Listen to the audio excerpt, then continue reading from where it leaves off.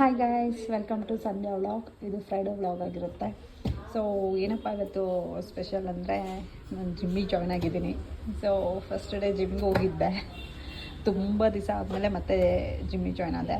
So morning ಎದ್ದು ಒಂದು glass ಬಿಸಿನೀರು ಕಾಯಿಸ್ಕೊಂಡು ಕುಡಿದ್ಬಿಟ್ಟು ಜಿಮ್ಗೆ ಹೋದೆ.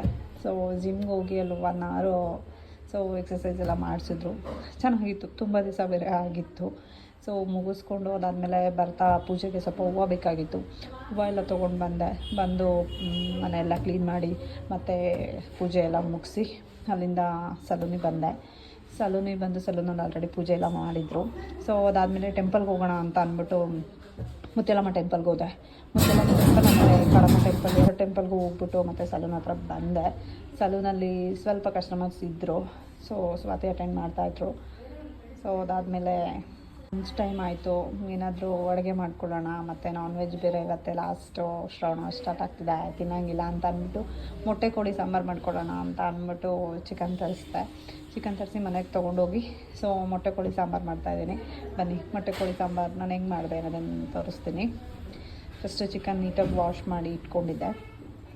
ಮಾಡಿ ಇಟ್ಕೊಂಡು ಮೊಟ್ಟೆ ಕೋಳಿ ಆಗಿರೋದ್ರಿಂದ ಸ್ವಲ್ಪ ಜಾಸ್ತಿ ಬೇಯಬೇಕು. ಸೊ ಹಂಗಾಗಿ ಅದನ್ನು ಕುಕ್ಕರಲ್ಲಿ 1-2 ಸ್ಪೂನ್ ಆಯಿಲು, ಒಂದು ಅರ್ಧ ಈರುಳ್ಳಿ ಒಗ್ಗರಣೆಗೆ ಕಟ್ ಮಾಡಿ ಹಾಕಿ ಅದನ್ನು ಫ್ರೈ ಮಾಡಿಕೊಂಡೆ. ಫ್ರೈ ಆದಮೇಲೆ 1-2 ಸ್ಪೂನ್ ಸಾಲ್ಟ್ ಹಾಕಿ, ನಿಮಗೆ ವಾಟರ್ ಸಾಂಬಾರು ಎಷ್ಟು ಕ್ವಾಂಟಿಟಿ ಬೇಕೋ ಅಷ್ಟು ವಾಟರ್ ಹಾಕಿ ಸೊ ಒಂದು 5 ವಿಸಿಲ್ ಅದನ್ನು ಸಪ್ರೇಟ್ ಕೂಗಿಸ್ಕೊಬೇಕು. ಮಸಾಲೆಗೆ ಏನೇನು ತೊಗೊಂಡಿದ್ದೀನಿ ಅಂತ ತೋರಿಸ್ತೀನಿ ಬನ್ನಿ. ಸೊ ಒಂದು ಈರುಳ್ಳಿ, ಒಂದು ಚಿಕ್ಕದೊಂದು 2 ಟೊಮೊಟೊ, ಬೆಳ್ಳುಳ್ಳಿ, ಒಣಮೆಣ್ಸಿನ್ಕಾಯಿ, ಚಕ್ಕೆ, ಲವಂಗ, ಗಸಗಸೆ, ಮೆಣಸು ಸ್ವಲ್ಪ ಜಾಸ್ತಿ ಹಾಕಬೇಕು ಮೊಟ್ಟೆ ಕೋಳಿಗೆ. ಸೊ ಶುಂಠಿ, ಪುದೀನ, ಕೊತ್ತಂಬರಿ ತೊಗೊಂಡಿದ್ದೀನಿ.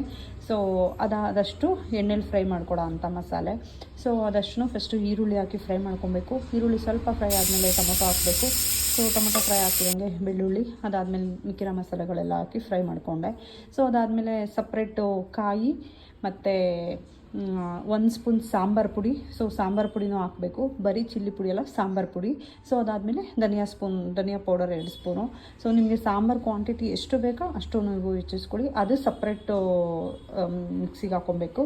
ಸೊ ಅವಾಗ ಏನು ಫ್ರೈ ಮಾಡ್ಕೊಂಡಿದ್ದೀವೋ ಅದನ್ನು ಸಪ್ರೇಟು ಮಿಕ್ಸಿಗೆ ಹಾಕ್ಕೊಬೇಕು.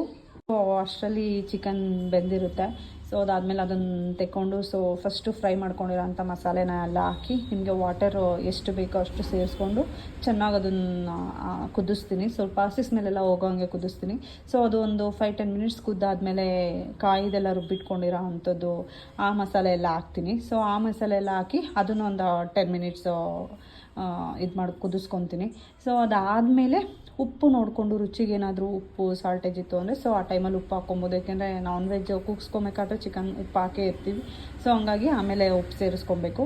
ಸೊ ಉಪ್ಪು ಹಾಕಿದಾದಮೇಲೆ ಒಂದು 5 ಮಿನಿಟ್ಸ್ ಅದನ್ನು ಕುದ್ದಾದಮೇಲೆ ಅದಕ್ಕೆ ಸ್ವಲ್ಪ ಕೊತ್ತಂಬರಿ ಸೊಪ್ಪು ಮತ್ತು ನಿಂಬೆಹಣ್ಣು ಹುಳಿ ಹಾಕಿ ಆಫ್ ಮಾಡಬೇಕು. ಮೊಟ್ಟೆ ಕೋಳಿ ಸಾಂಬಾರು ರೆಡಿ ಆಯಿತು.